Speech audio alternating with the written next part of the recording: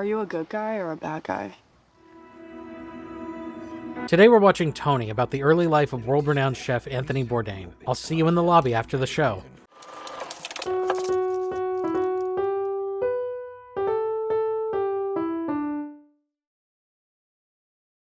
Hello and welcome to the lobby. Let's get right to the review. The movie follows the teenage Tony Bourdain, played by Dominic Sessa, a self-proclaimed writer who hasn't written anything yet. He knows one day he's going to be a big deal, but he hasn't put in the effort. He's rude to just about everyone, and he just sort of stumbles through life without any talents or hard-set ambition. Tony follows a high school crush to Cape Cod, where he gets in trouble and ends up working at a seafood restaurant. The kitchen's chef, played by Antonio Banderas, tries to instill a bit of work ethic in the kid, and give him the skills he can use to make something of himself one day. How much any of that will stick would be anyone's guess if we didn't already know where Tony would end up. I've said this before, but I feel like a movie really needs to stand on its own in order to be good. It can't just rely on nostalgia or common knowledge to get you through the story. Outside sources can help elevate a good story, but without them, you need more. I went into this movie knowing basically nothing about Anthony Bourdain. In all honesty, I only vaguely knew that he was some kind of chef. It wasn't even until the credits where I even knew he was the one behind Kitchen Confidential. Without any of that, I was basically going in blind, so for me, this was just a story about an aimless kid flailing about and ruining every relationship in his life until finally, in the end, everything just kind of works out for him. I guess there's some relatability there.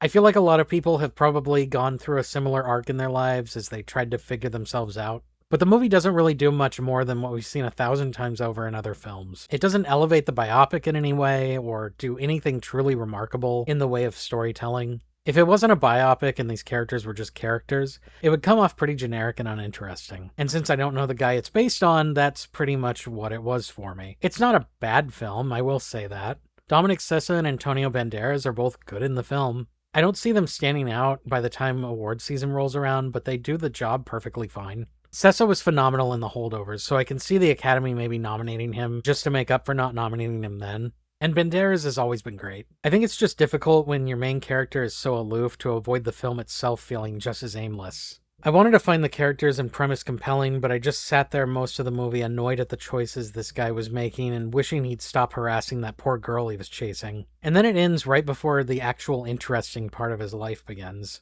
I'm giving this movie a 5 out of 10. I can't really recommend it, but I also can't really not recommend it. If the trailer looks interesting to you, or you're a huge fan of Kitchen Confidential, you'll probably get more out of it than I did. But I'd like to know what you thought of Tony. Let us know in the comments, and I'll see you here again in the lobby next time.